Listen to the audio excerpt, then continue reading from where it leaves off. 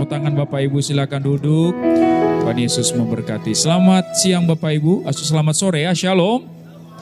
Shalom. Apa kabar saudara?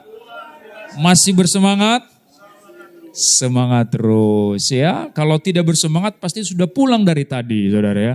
Bukti masih ada di sini itu artinya masih bersemangat ya. Memang Mount Hermon itu kalau saljunya sudah turun dari Gunung Hermon, Bapak Ibu, tidak ada alasan untuk pulang saudara. Karena salju itu indah, itu berkat saudara. Nah saudara kasih Tuhan, saya percaya setiap kita yang melayani di tempat ini, saya percaya kita semua akan terus diangkat oleh Tuhan, jadi kepala, bukan ekor, naik terus, bukan turun. Ini bukan hanya berbicara tentang jasmani, tentang finansial atau tentang jabatan. Tapi ini tentang karakter Kristus. Jadi saya percaya Bapak Ibu, setiap Bapak Ibu yang beribadah 3 kali ibadah itu dengan pengkhotbah yang berbeda, itu tidak semua orang bisa melakukannya. Tapi saya lihat Bapak Ibu sebegitu setia. 3 pengkhotbah yang berbeda, saudara setia mendengarkan saudara. Saya sendiri belum tentu sanggup mendengarkan itu selama berjam-jam saudara. Tapi Bapak Ibu kuat, itu artinya saudara lebih menyerupai Kristus dibanding saya Bapak Ibu. Karena Bapak Ibu mendengarkan, ya kalau saya khotbah memang itu kehidupan saya, itu memang sudah dunia saya Bapak Ibu. Tapi Bapak Ibu mendengarkan itu butuh ketaatan, itu butuh kerendahan hati. Saya berdoa Bapak Ibu terus naik bukan turun, dan kepala bukan ekor. Saudara semakin serupa dengan Kristus. Sehingga Bapak Ibu nanti di hari terakhir, Yesus bilang, marilah hambaku yang setia dan taat, masuklah dalam kemuliaan Bapamu. Amin. Puji Tuhan saudara. Hari ini Bapak Ibu, saya ingin berbicara tentang rest in Christ. Nah ini bukan tentang kematian saudara. Ya, rest in God. Ini bukan tentang death. Ya, ini tentang sabat. Sabat itu dalam kitab Kejadian, itu adalah hari ke-7. Pada waktu Tuhan menciptakan langit dan bumi, dan pada hari yang ke-7 dia berhenti. Bapak Ibu, Tuhan menciptakan hari sabat untuk memberi tanda bagi kita bahwa kita pun kadang-kadang harus berhenti sejenak. Harus istirahat sejenak. Kalau Bapak Ibu lihat, ini masih sore hari. Bentar lagi malam hari. Pernahkah saudara bertanya, kenapa Tuhan menciptakan malam hari? Kenapa tidak siang terus, supaya kita bisa bekerja terus? Kata Jokowi, kerja.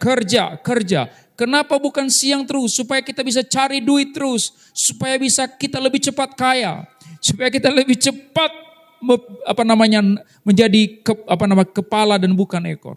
Bapak Ibu, Tuhan menciptakan malam hari itu karena Dia ingin kita istirahat. Istirahat itu diperlukan bagi hidup kita. Itulah sebabnya istirahat kita harus berada di dalam Tuhan. Istirahat kita harus berada di dalam Yesus. Saudara yang kasih Tuhan, saya mau mengajak Bapak Ibu untuk melihat paradigma atau perspektif sang pemazmur. Dan dengan demikian saya akan mengajak Bapak Ibu tidak hanya membaca satu pasal, tapi saya mau mengajak Bapak Ibu membaca seluruh kitab Mazmur Bapak Ibu. Jadi seluruh kitab Mazmur kita akan baca hari ini Bapak Ibu. Berapa pasal kitab Mazmur? Jadi kita akan baca 150.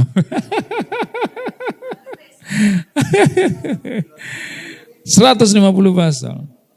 Nah enggak ya. Saya nanti lompat-lompat. Yang pertama saudara yang kasih Tuhan, Mazmur pasal 1 ayat 1 sampai 3. Berbahagialah orang yang tidak berjalan menurut nasihat orang fasik, yang tidak berdiri di jalan orang berdosa, dan yang tidak duduk dalam kumpulan pencemooh. Ada 3 fase dalam ayat ini. 1 berjalan, 2 berdiri, 3 duduk. Jadi analoginya begini saudara. Pada waktu orang mau melakukan dosa, itu awalnya cuma jalan-jalan. Setelah dia jalan-jalan, dia lihat dosa itu menarik. Dia penangin. Kayaknya enak juga itu dosa itu. Iya. Kayaknya enak juga jadi koruptor ya, rumahnya makin banyak gitu ya. Kayaknya korupsi juga enak kayaknya. Setelah lama-lama dia lihat, dia mulai masuk ke dalam. Dia duduk. Satu hidangan dengan para koruptor. Akhirnya dia kaget. Kok bisa saya jadi koruptor ya? Kaget dia saudara. Awalnya tadi cuma jalan jalan. Maka Bapak Ibu yang dikasihi Tuhan, perhatikan saya. Yang saya maksud dengan rest di sini adalah pada bagian berdiri. Di mana saudara berdiri? Di mana saudara rest? Di mana saudara berhenti? Apakah di depan dosa atau yang kedua? Di ayat yang kedua dikatakan begini. Tetapi yang kesukaannya ialah Taurat Tuhan. Yang merenungkan Taurat itu siang dan malam. Ia seperti pohon yang ditanam di tepi aliran air. Ia menghasilkan buahnya pada musimnya. Yang tidak layu daunnya. Dan apa saja yang diperbuatnya berhasil. Saudara mau berhasil? Saudara mau jadi pohon yang berbuah banyak? Dengarkan. Itu tidak otomatis. Itu bukan simsalabim. Simsalabim berhasil. Simsalabim jadi pohon berbuah banyak. Kita maunya Tuhan langsung mengubah air jadi anggur. Bayangkan Bapak Ibu, saya pernah jelaskan di khotbah ibadah karyawan di sini. Pada waktu Yesus mengubah air menjadi anggur, itu tidak langsung jadi anggur. Itu melibatkan proses yang panjang. Dia menyuruh para pelayan ngambil air, isi tempayan. Itu membutuhkan waktu yang panjang. Tidak ada simsalabim. Bapak Ibu yang dikasih Tuhan, bagaimana seseorang menjadi pohon yang berbuah banyak? Dimulai dengan satu kata, tetapi yang kesukaannya ialah Taurat Tuhan. Saudara suka enggak dengan firman? Suka enggak dengan suara Tuhan? Suka enggak dengan teguran Tuhan? Suka, dimulai dari cinta di hati kita. Setelah kita mencintai firman atau Taurat Tuhan, bagian yang kedua, dan yang merenungkannya siang dan malam. Ini yang saya maksud dengan rest. Orang yang pertama tadi, dia rest di depan dosa. Dia berdiri di depan dosa. Orang yang kedua, dia rest di depan firman Tuhan. Dia berdiri di depan firman. Dia pandangi, dia pantengin. Kayaknya enak juga ini firman. Ya, kayaknya dahsyat ini firman. Maka Bapak Ibu, ketika orang berhenti istirahat untuk merenungi firman Tuhan, orang itu pasti menjadi pohon yang berbuah banyak. Katakan amin, saudara. Boleh berikan kemuliaan bagi nama Tuhan, saudara. Saya berdoa Bapak Ibu menjadi pohon yang berbuah banyak itu. Tapi sebelum menjadi pohon yang berbuah banyak, saudara harus rest in the word of God. Saudara harus istirahat di dalam firman Tuhan. Ya, ibu-ibu itu kan biasanya kayak jalan-jalan, saya kan biasa jalan sama istri kan ya, jalan gitu. Seperti ini tadi. Tiba-tiba dia lihat lewat di sebuah toko. Tulisannya apa? Diskon 50%. Dulu sebelum menikah, ada yang bilang, seorang wanita tidak akan tahan godaan diskon. Dulu sebelum menikah saya tidak percaya Bapak Ibu. Tapi setelah saya menikah, saya jadi percaya memang wanita tidak tahan dengan diskon. Saya kalau jalan sama istri saya itu jalan-jalan, santai. Pokoknya ada tulisan diskon, minimal dia bilang kita lihat sebentar saudara. Kita lihat sebentar. Ya, awalnya cuma lihat-lihat Bapak Ibu. Tapi setelah lama-lama coba-coba kayaknya enak juga di badan gitu ya. Lama-lama dibawa pulang saudara. Ya puji Tuhan masih bayar sih. Tapi Bapak Ibu, itulah sifat dosa. Dosa itu terlalu ada proses. Tidak ada orang yang merencanakan jadi koruptor. Tidak ada orang yang merencanakan jadi tukang selingkuh. Tidak ada orang yang merencanakan jadi pembunuh. No one. Semua itu lahir dari proses yang panjang berdasarkan keinginan dan keinginan. Sehingga suatu hari dia baru kaget, kok saya jadi monster seperti ini ya? Dia lupa firman Tuhan sudah menegur dia, tetapi tiap-tiap orang dicobai oleh keinginannya sendiri. Kenapa orang bisa selingkuh? Kan cuman pegangan tangan. Awalnya kan begitu. Lama-lama apa? Kan cuman makan bareng. Lama-lama apa? Kan cuman satu mobil bareng. Terakhir apa saudara? Kan cuman satu hotel bareng saudara. Dia kaget kok dia jadi tukang selingkuh. Lo awalnya cuman pegangan tangan atau senyum-senyum gitu. Gitu ya. Lihat-lihatan senyum. Awalnya cuman begitu. Korupsi. Gak ada orang yang merencanakan jadi koruptor. Tidak ada orang yang masuk perusahaan, dia sudah merencanakan dari rumah, saya masuk melamar di perusahaan itu, saya akan jadi koruptor di sana. Tidak ada yang merencanakan begitu. Dia jadi koruptor apa? Gajinya 5 juta. Dia beli mobil juga, cicilannya per bulan 4 juta. Tinggal 1 juta gajinya kan.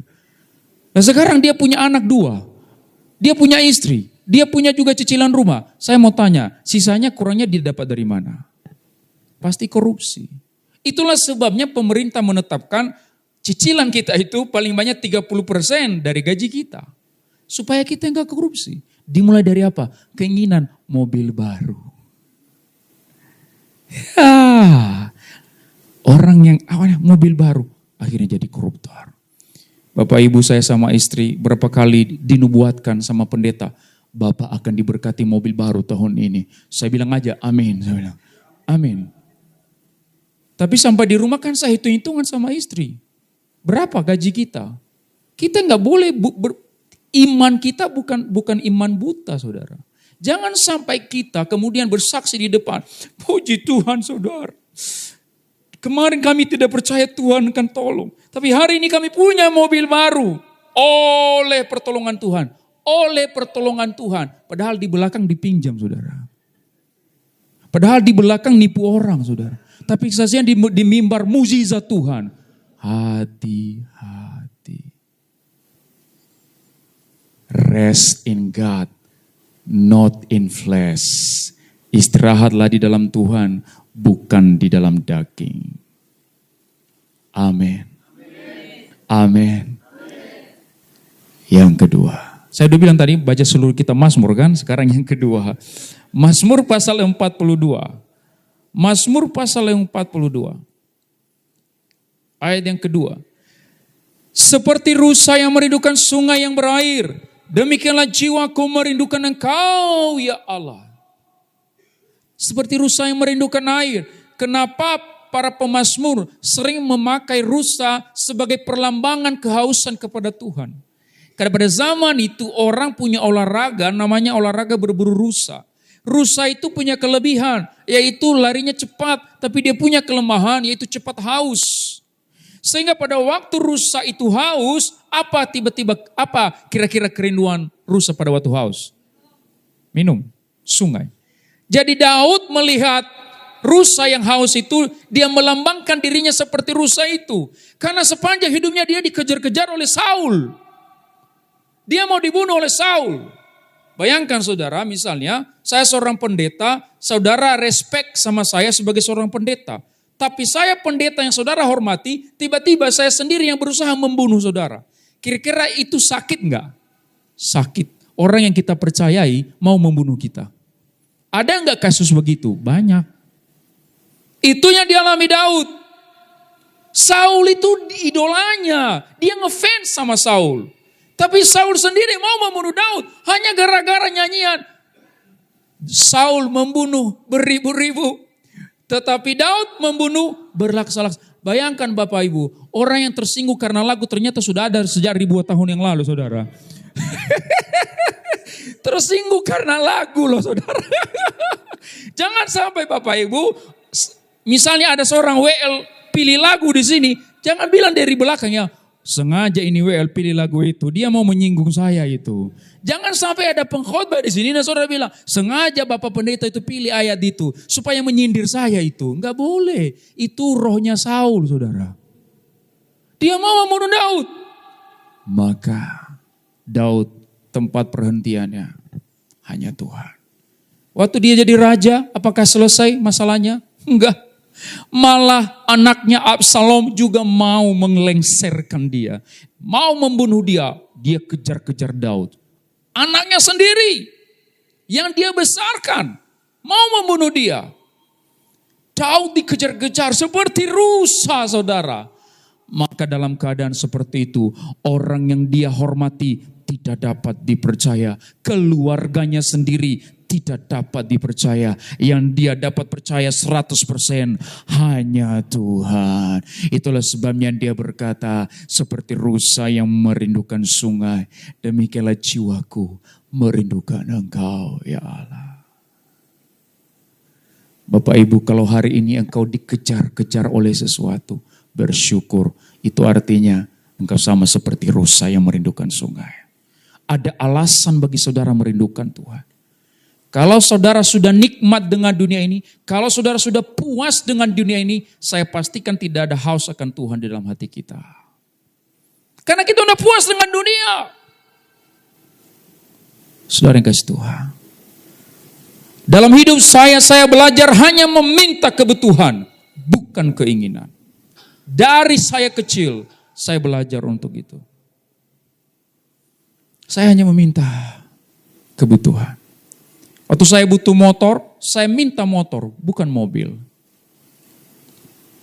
Ya. Kemarin saya minta izin sama istri saya. Sayang, boleh enggak saya beli sepatu baru? Jadi Bapak Ibu saya mau show off, ini sepatu baru saudara. Ini harganya 120.000 saudara. Puji Tuhan saudara ya, 120.000. Dia tanya, kenapa sayang?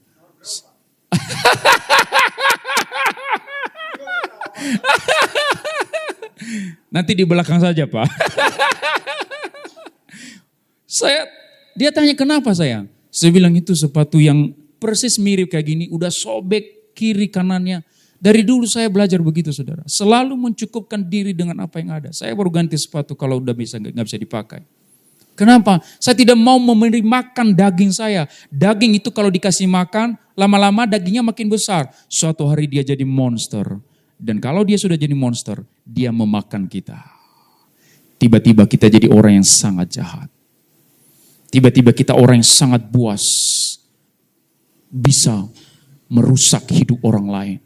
Lalu kita kaget, kok kita jadi orang monster seperti ini ya? Dimulai dari kasih makan daging. Kasih makan daging. Kasih makan daging. Saudara. Mari belajar mencukupkan diri. Dipuaskan oleh Tuhan saja. Bukan oleh dunia, katakan amin. Tepuk tangan bagi Tuhan Yesus saudara. Yang terakhir, Mazmur 150 ayat yang ke-6. Bapak Ibu, ini adalah ayat terakhir dalam kitab Mazmur. Tapi salah satu ayat yang paling dahsyat di dalam Alkitab. Apa ayatnya? Nanti pada sampai haleluya, kita berteriak sama-sama. Haleluya. 1, 2, 3. Biarlah segala yang bernafas memuji Tuhan. Haleluya. Wow. Biarlah segala yang bernafas. Kenapa segala yang bernafas harus memuji Tuhan dan berseru haleluya? Haleluya itu apa artinya saudara? Haleluya itu berasal dari dua kata yaitu halah Yahweh. Halah Yahweh disingkat haleluya. Apa artinya halah? Halah itu artinya memuji, menyembah. Tapi ada arti turunannya. Membanggakan. Yang lebih dalam lagi, menyombongkan. Itu arti kata halah. Siapa yang disombongkan? Siapa yang dibanggakan? Yahweh. Jadi membanggakan Yahweh. Menyombongkan Yahweh. Itu arti kata haleluya. Kemarin saya dengan istri diundang di GBI Biji Gandum di Jaira Jakarta Timur. Kami disuruh melatih para worship leader dan para singer di sana. Ya. Karena kebetulan saya sebelum jadi pengkhotbah saya juga worship leader. Bahkan setiap hari Jumat kadang-kadang saya WL di sini Bapak Ibu ya. Bapak Ibu, saya mulai dengan mengajarkan mereka filosofi jadi WL. Filosofinya adalah haleluya, halah Yahweh. Apa artinya? Pada waktu kita jadi WL, kita sedang membanggakan Yahweh. Kita sedang menyorak-nyorakan Yahweh. Kita sedang menyombongkan Yahweh. It's not about me, it's not about you, it's about Yahweh. Jadi tidak peduli perasaanmu sedang sedih, perasaanmu sedang galau, perasaanmu sedang takut, perasaanmu sedang depresi. It's not about you. Jangan bilang saya lagi sakit. Saya pernah lihat duel sebelumnya. Bapak Ibu maaf ya, selama Wel nanti mungkin saya lemah. Karena saya lagi sakit katanya. Loh, seakan-akan ini tentang dia gitu loh. Hampir saya bilang, kalau ini tentang kau turun saja kau. Ini bukan tentang engkau. Ini tentang Tuhan. Jadi fokus aja sama Tuhan. Kami juga enggak, kalau suaramu serak-serak basah dikit, kami juga enggak terlalu peduli. Yang penting lagunya lancar terus kan. Kami enggak peduli sebagai jemaat. Kami hanya mau diajak menyembah Tuhan. Bapak Ibu waktu kenal istri, kami kan kenalnya di Instagram saudara. Saya tidak perlu cerita detailnya saudara. Karena saya pernah cerita saudara. Apa perlu diceritain lagi saudara? Memang kisah cinta itu adalah kisah yang tidak pernah berakhir manisnya saudara. Itulah sebabnya film demi film diciptakan. Novel demi novel diciptakan. Lagu demi lagu diciptakan. Hanya karena cinta.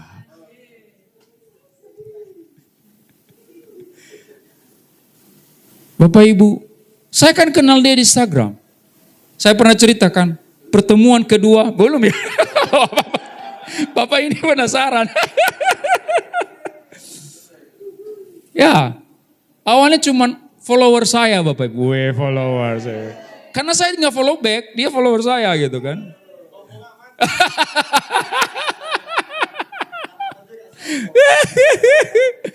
Dia satu hari, dia DM saya. Gak ada shalom, gak ada hai, gak ada halo. Langsung, boleh gak saya bertanya katanya. Saya pikir dalam hati ini orang gak sopan gitu ya. Apakah dia tidak tahu ini pastor ini?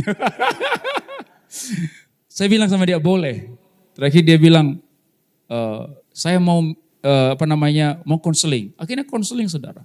Konseling, lama-lama konslet saudara. Dia bilang sama saya, motor saya hilang pastor, saya stres. Sebelum mulainya, oh iya, saya doakan dia. Cuman kan waktu itu juga saya sedang posisi kosong. Bapak Ibu tahu kosong saudara? Jomblo maksudnya, jomblo, kosong. Saya stalking Instagramnya, wah cantik gitu ya. Saya stalking lagi, worship leader, boleh ini jadi istri pendeta. Saya stalking lagi, guru TK. So saya bilang ini boleh jadi ibu dari anak-anak saya bilang gitu. Terus saya stalking lagi, orang Nia saudara. Wah saya bilang, hajar sudah. Saya bilang, akhirnya saya modus Pak. Saya bilang sama dia, Dek, sepertinya doa secara online tidak cukup saja. Kamu harus didoakan secara langsung, saya bilang. Akhirnya kami ketemu di Green Pramuka, saudara. Di pertemuan kedua, langsung saya bilang sama dia, will you marry me? Akhirnya dia terima, saudara. Dia terima. Ya, kalau mau pulang duluan silakan, boleh. Karena lagi di roasting hari-hari. Saudara, tapi setelah dia terima cinta saya, saudara. Setelah dia terima itu, apa yang saya lakukan? Saya halak bela. Halak bela. Saya membanggakan, saya sedikit menyombongkan saya punya dia. Apa yang saya lakukan? Tiap hari saya posting di Instagram, saudara. Di story muncul terus. Dia lagi makan, saya posting. Ya. Dia lagi nyanyi, saya posting. Dia lagi duduk, saya posting. Ya. Akhirnya semua orang, ini siapa pastor? Ini siapa pastor? Yang saingan yang lain akhirnya mundur teratur, saudara. Ada yang kecewa, saudara. Banyak yang kecewa waktu itu. Ya, sorry Bapak Ibu, sorry. Ya, nggak jelek-jelek amat gitu ya. Saudara, halak bela. Saya membicarakan dia terus menerus. Halak Yahweh. Apakah saudara membicarakan Yahweh terus menerus? Itu artinya haleluya. Kenapa kita harus membicarakan, menyombongkan, membanggakan Yahweh? Karena dia satu-satunya yang boleh kita sombongkan dalam hidup ini. Jabatan kita tidak boleh kita sombongkan. Tidak boleh dibicarakan terus menerus. Jangan bilang sama orang, kamu lupa ya saya apa siapa. Jangan banggakan mobilmu. Ada banyak orang saya ketemu, baru mobil segitu aja udah sombong. Lihat dong mobil saya, sama-sama sombong tadinya. Dia tuduh orang lain sombong, padahal dia juga sendiri sombong, saudara.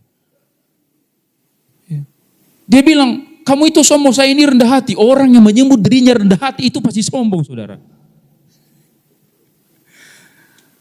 Jangan, kepintaran kita, bagusnya suara kita nyanyi, tidak boleh kita bicarakan terus menerus. Karena itu tandanya kita terlalu membanggakan, menyombongkan kelebihan itu. Apa yang boleh kita bicarakan terus menerus? Apa yang boleh kita banggakan? Apa yang boleh kita sombongkan? Hanya Tuhan Yahweh, hanya Yesus Kristus. Paulus berkata hanya satu yang kubanggakan, kematian dan kebangkitan Kristus. Kalau ada yang terus menerus aku bicarakan, itu kematian dan kebangkitan Kristus. Bagaimana kematian yang menebus dosaku dan bagaimana kebangkitannya menjamin hidup kekal bagiku. Itu kita harus bicarakan terus menerus. Itu artinya haleluya. Kenapa Yahweh itu harus terus dibicarakan? Karena setiap nafas kita adalah Yahweh itu sendiri. Waktu di Taman Eden, apa dikatakan? Tuhan membuat manusia dari tanah. Lalu Tuhan maka nafas itu masuk dalam diri yang dari debu menjadi hidup. Tahukah saudara, Yahweh itu dalam bahasa aslinya tidak memiliki konsonan. Enggak punya Y, H, W, H itu enggak ada. Dia vokal semua. Maka kalau kita cari sisi artistiknya, Yahweh itu dalam vokalnya doang tanpa konsonan bisa dibilang begini.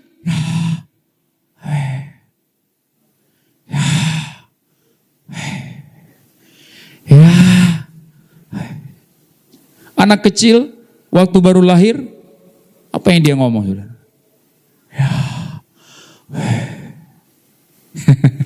Nafas dulu dia kan.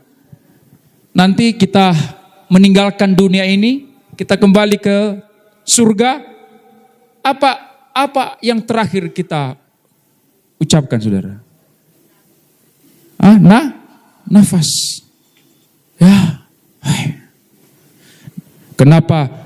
Kenapa firman Tuhan, biarlah segala yang bernafas memuji Tuhan. Karena setiap nafas kita adalah Yahweh itu sendiri. Di dalam diri kita Yahweh itu berdiam. Itulah sebabnya nafas itu memberi hidup bagi kita. Pada waktu Yahweh bersabda, pada waktu Yahweh memberikan kita nafas, itu artinya memberi kehidupan. Di mana ada Yahweh, di situ ada kehidupan. Berikan kemuliaan bagi nama Tuhan, saudara. Hari ini apa maksudnya, saudara? Yang pertama, orang yang merenungkan firman Tuhan siang dan malam berhenti untuk merenungi. Yang kedua, seperti rusa yang merindukan sungai. Pada waktu dia sampai di sungai, dia diisi oleh air sungai itu. Dia diisi oleh Tuhan. Berhenti untuk diisi. Bukan berhenti untuk diisi oleh keinginan, tapi oleh firman Tuhan. Bapak Ibu, itulah sebabnya kalau Bapak Ibu punya waktu luang di rumah, isi waktu luang itu untuk diisi dengan firman Tuhan. Bukan dengan keinginan, untuk merenungi. Berhenti untuk merenungi, berhenti untuk diisi. Dan yang ketiga, berhenti atau istirahat untuk memuji. Bapak Ibu, ketika kita capek, lemah, dokter menyarankan apa? Istirahat, tarik nafas. Waktu Bapak Ibu sudah mau marah, mau nonjok orang, apa yang harus kita lakukan? Secara psikologis, secara biologis, dari sisi kesehatan apa? Tarik.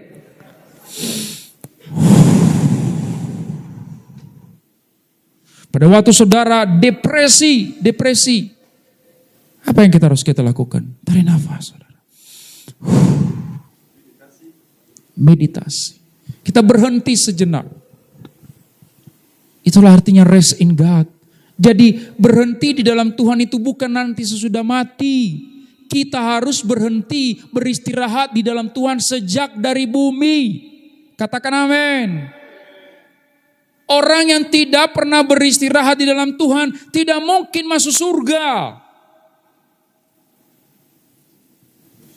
Orang yang masuk neraka itu adalah orang yang selama hidupnya di bumi beristirahat pada daging, beristirahat pada dunia, beristirahat pada manusia. Itulah sebabnya dia terpisah dari Allah. Tuhan bilang, oh kamu mau istirahat dalam dunia? Nggih. Monggo neraka. Tuhan gak paksa kita loh. Dia gak bilang sama Joy, Joy masuk surga. Gak mau. Masuk surga gak? Masuk gak? Tuhan kayak gitu gak? Enggak. Malah dia yang kasih tangannya. Telesteta. Ke dalam tanganmu kuserahkan nyawaku. Dia gak paksa saudara. Kalau saudara mau istirahat di dalam dia, masuk. Kalau saudara mau istirahat bagi daging, bagi dunia, bagi dosa, enggak, monggo. Tapi nanti di ujung neraka ya. Karena neraka itu sebenarnya bukan masalah apinya, bukan masalah tempat penyiksaannya. It's not about death. Neraka itu tentang keterpisahan dari Allah. Kita terpisah dari Tuhan. Terpisah dari Tuhan artinya tidak ada istirahat. Amin. Tapi bersama dengan Tuhan pasti ada istirahat. Surga itu artinya tempat istirahat. Boleh enggak kita menikmati surga dari sekarang? Boleh dan harus. Orang percaya harus menikmati itu dari sekarang. Amin saudara. Saya tutup firman Tuhan hari ini. Rest in God. Saya tutup dengan sebuah cerita saudara. Saudara sering makan di restoran? Sering pasti ya? Ya. Saya berharap nanti setelah ibadah ini ada yang mengajak kita ke restoran, saudara. Karena sudah jadi ilustrasi. Bapak Ibu sadar enggak? Di kata restoran itu ada kata rest di awal. Rest. Ya. Restoran. Nah, mungkin saudara bertanya, kenapa restoran itu ada rest di awal? Ada sejarahnya Bapak Ibu. Pada tahun 1776, weh, so pintar aja gitu ya. Ya, saya lupa namanya siapa. Tapi pada tahun 1796 ada seorang Prancis, ya, berkebangsaan Prancis. Biasanya dulu itu pada tahun 1700-an, rumah makan itu hanya ada di hotel. Tapi orang ini otak bisnis. Dia punya ide. Dia lihat ini jalan tol. Panjang. Orang mengemudi lama. Dia punya ide. Ini kan mereka pasti capek. Mereka butuh tempat istirahat. Butuh tempat karena pasti lapar. Wah. Dia akhirnya punya ide. Dia buatlah rumah makan di ujung jalan itu. Dalam bahasa Prancis namanya apa tadi Pak? Restoria. Tapi dia bilang begini, ini kan baru dibuka. Harus ada sesuatu yang unik. Harus ada sesuatu yang mencolok. Ya. Harus ada hooknya. Supaya orang tertarik. Nah pada waktu itu kan di Prancis agama Kristen adalah agama mayoritas. Bapak Ibu apa yang dia lakukan? Dia kutip Matius 11 ayat 28. Apa itu? Marilah kepadaku semua yang letih, lesu dan beban berat. Aku akan memberi. Nah, kata kelegaan di dalam bahasa Prancis restoria. Jadi dia besarin kata restorianya. Restoria.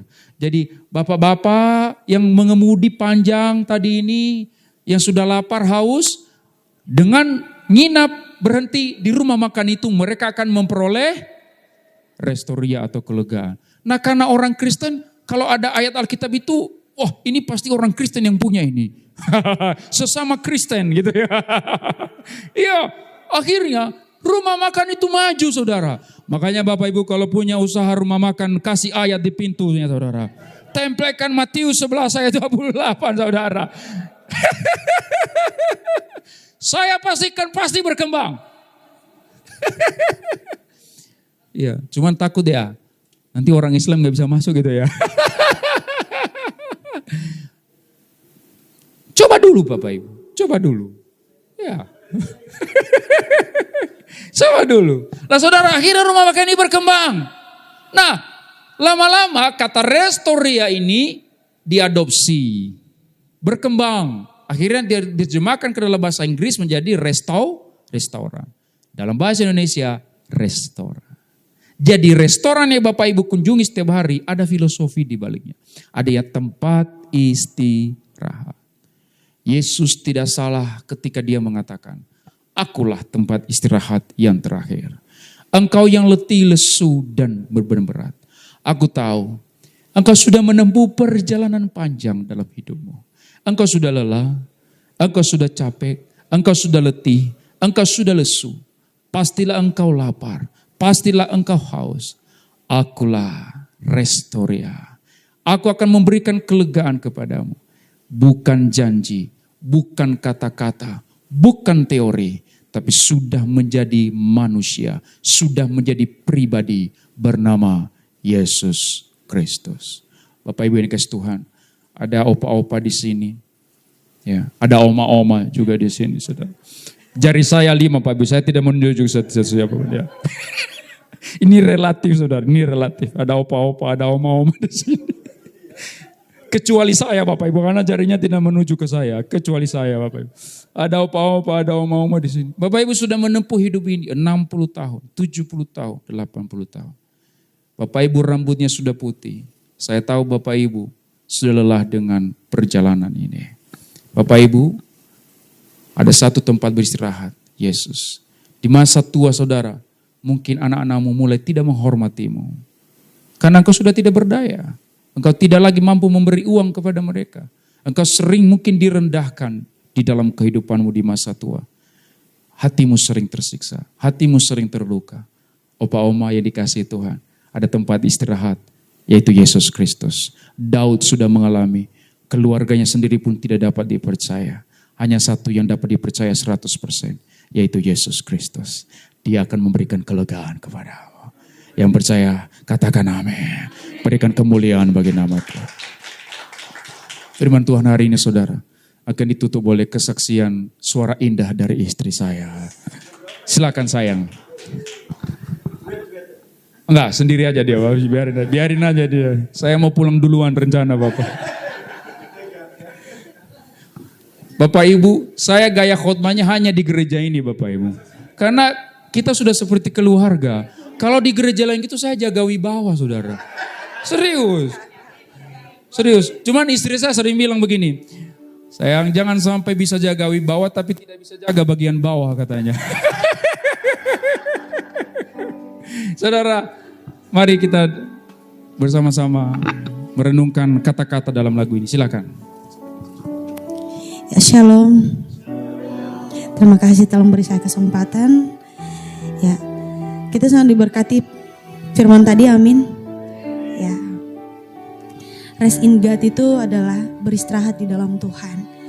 Bukan beristirahat karena saat nanti udah menjelang kematian, bukan. Rest in God itu selama menempuh kehidupan kita. Tidak hanya di masa tua, bahkan sekarang ini juga. Rest in God itu adalah berdiam di dalam hadirat Tuhan. Mungkin kita dalam tekanan. Ada hal yang kita hadapi. Baik dalam kelimpahan, baik dalam kekurangan, baik dalam saat kita kuat ataupun kita lemah. Jangan pernah berhenti untuk terus memuji Tuhan. Harus tetap rest in God. Jangan berkata, oh saya ini lagi dalam kelimpahan, saya tidak mau cari Tuhan. Tidak. Justru dalam kelimpahan kita banyak juga diuji. Jangan juga katakan, oh saya dalam kekurangan, emang Tuhan bisa buat apa? Jangan juga berkata demikian, tapi dalam kekurangan tetap rest in God. tetap memuji Tuhan. Dalam keadaan sakit sekalipun tetap memuji Tuhan. Memang tidak mudah untuk dihadapi. Tapi percayalah, saat kita rest in God, ada di dalam hadirat Tuhan, kita diberi kekuatan. Iya. Haleluya. Yuk sama-sama saya undang kita semua bangkit berdiri. Kita sama-sama beri penghormatan kita kepada Tuhan. Mari sama-sama kita naikkan pujian ini untuk Tuhan Yesus. Terima kasih Tuhan. Kami percaya Engkau ada dan selalu ada di sekeliling kami. Hadirat-Mu terus ada di sekeliling kami. Dan kami mau Tuhan, kami mau rest di dalam Tuhan. Kami mau terus Tuhan mengandalkan Engkau dalam hidup kami. Terima kasih Tuhan Yesus.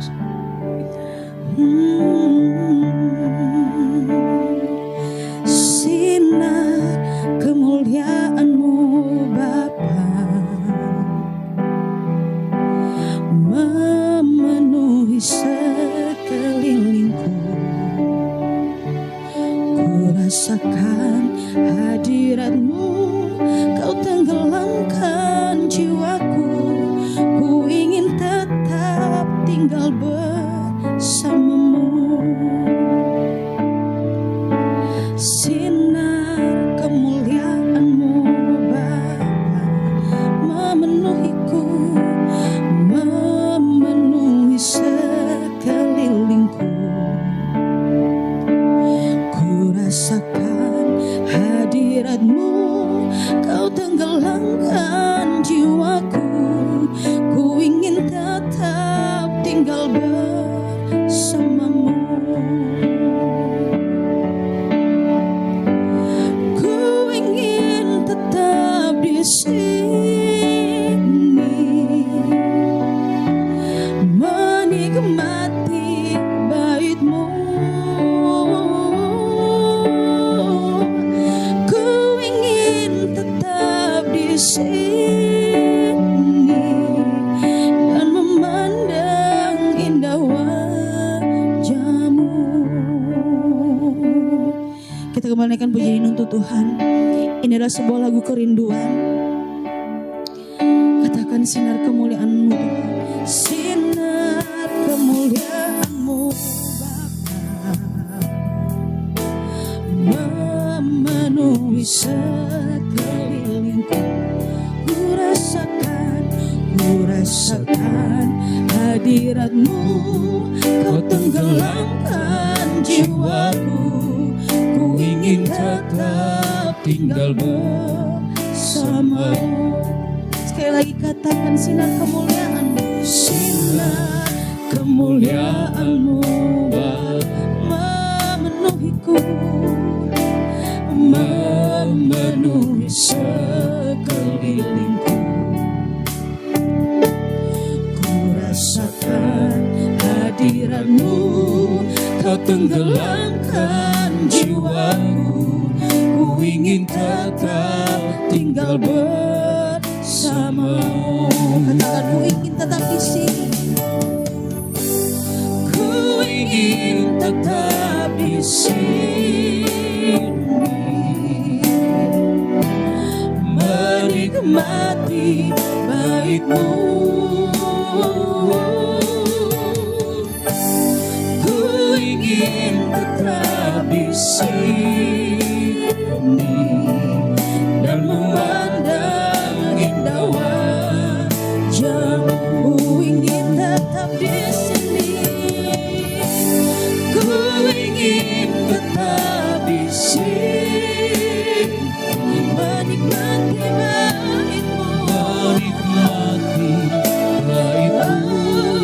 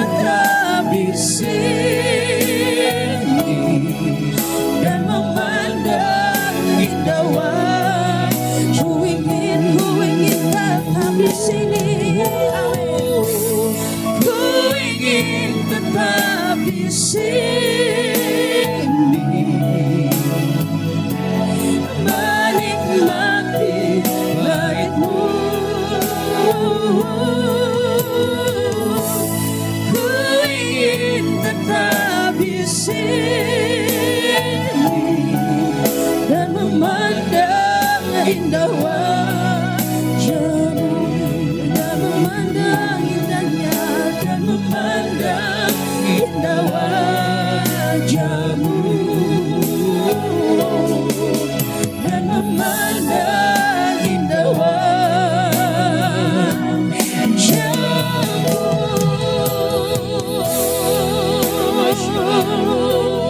Engkaulah harapan kami, Engkaulah satu-satunya tempat kami berteduh ya Tuhan. Hanya di dalam hadirat-Mu kami merasakan ketenangan. Hanya di dalam hadirat-Mu ya Tuhan kami merasakan damai yang tiada taranya. Oh Yesus, Engkaulah tempat pemberingan kami, Engkaulah kekuatan kami. Haleluya, haleluya. Ini menjadi kerinduan kami ya Tuhan. Hanyalah Engkau kerinduan kami. Meskipun dunia ini memberi kami tekanan, tapi Engkau satu-satunya melegakan jiwa kami. Haleluya. Ya Rabbi, ya Rabbi, ya Rabbi, ya Tuhan, walaupun dunia ingin memburu kami, tapi kami lari di hadapan-Mu Tuhan. Kami berlari kepada Tuhan. Kami mendapatkan perlindungan dan kekuatan, sehingga apapun yang kami hadapi, kami mampu, kami kuat karena bersama Yesus. Itulah yang kami banggakan ya Tuhan. Itulah yang kami banggakan. Kami memiliki Engkau Tuhan. Kami mempunyai Engkau ya Tuhan. Biarkan mulut kami terus bermazmur bagi-Mu. Oh Yesus, ya Rabbi, ya Rabbi, ya Rabbi. Oh ya Rabbi, ya Rabbi, ya Rabbi, ya Rabbi. Ya Rabbi, ya Rabbi, ya Rabbi, ya Rabbi, ya Rabbi, ya Rabbi. Oh Yesus.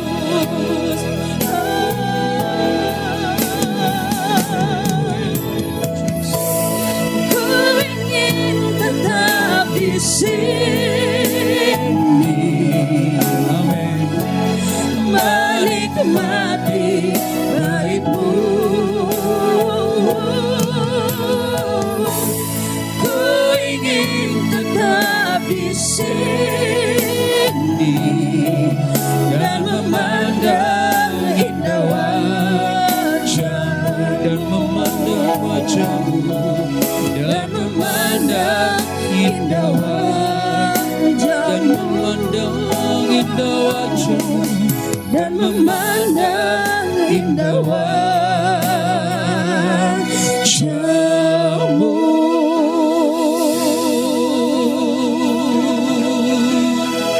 Wajah-Mu adalah tempat kami berteduh ya Tuhan. Wajah-Mu adalah tempat kami mengadu, tempat kami berseru. Yesus, tolonglah kami. Setiap saudara yang merasakan kelemahan, yang merasakan keletihan, kelesuan dalam hidup, mungkin karena perjalanan hidupmu yang menekan engkau, hari ini datang sama Yesus. Hari ini mengadulah sama Yesus. Hari ini terbukalah kepada Yesus. Dia sudah memberi undangan, marilah kepadaku semua yang letih lesu. Datanglah kepadanya. Dia akan memulihkanmu. Dia akan mengangkat hidupmu. Dia akan menyembuhkan lukamu. Hatimu, hidupmu, jiwamu, rohmu adalah miliknya. Maka percayalah, tidak ada yang mustahil bagi Tuhan. Dia akan memulihkan engkau. Terima kasih Bapa, terima kasih Yesus. Terima kasih buat hari ini. Kami bersyukur buat firman-Mu Tuhan. Roh Kudus terus bekerja dalam diri jemaat-Mu. Terus bekerja dalam diri anak-anak Tuhan.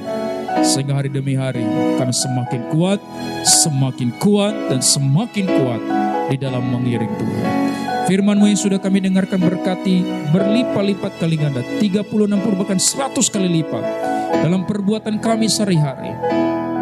sehingga kami berbuah banyak dan tidak pernah layu daunnya. Hanya di dalam nama Yesus kami berdoa dan bersyukur.